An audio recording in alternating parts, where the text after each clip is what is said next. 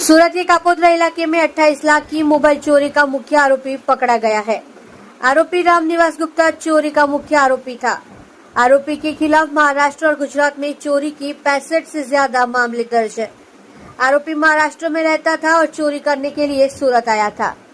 आदतन आरोपी महाराष्ट्र पुलिस की पकड़ से भी भाग निकला।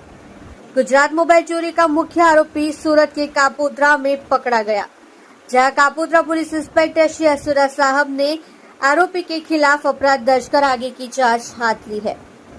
गई तारीख 4/3/2024 रोज कापोद्रा પોલીસ સ્ટેશન વિસ્તારમાં આવેલા ગુજરાત મોબાઈલની અંદર એક ઘરફોડ ચોરીનો બનાવ બનેલો।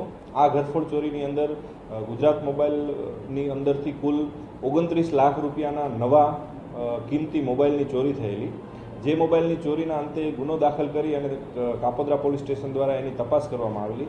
એ દરમિયાન અગાઉ ક્રાઇમ બ્રાન્ચ દ્વારા આ ગુનાનું ડિટેક્શન કરવામાં આવેલું અને અમર ખરાટ નામના એક વ્યક્તિની ધરપકડ કરવામાં આવેલી।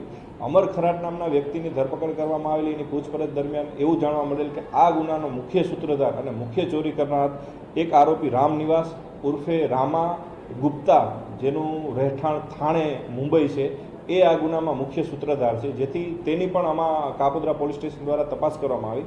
તપાસ દરમિયાન એવું માનવું પડેલું કે આ ખૂબ જ રીઢો ગુનેગાર છે અને આ ગુનેગાર ઉપર કુલ 60થી વધારે ઘરફોડ ચોરીના ગુના દાખલ થયેલા છે। અને આ ગુનેગારની મુખ્ય એમો એવી છે કે મોટા ભાગે મોબાઈલની જ દુકાનો તોડે છે અને ચોરી કરે છે। મુંબઈમાં અસંખ્ય દુકાનો આણે તોડેલી છે અને કોઈ અજાણ્યા માણસોને આ નવા મોબાઈલો વેચવાની એમો ધરાવે છે। આ આરોપીને થાણે પોલીસ સ્ટેશન દ્વારા જે તે વખતે પકડવામાં આવેલો અને ત્યાં મુંબઈ પોલીસના હાથમાંથી પણ ફરાર થઈ ગયેલો, જેનો પણ ગુનો દાખલ થયેલો હોય।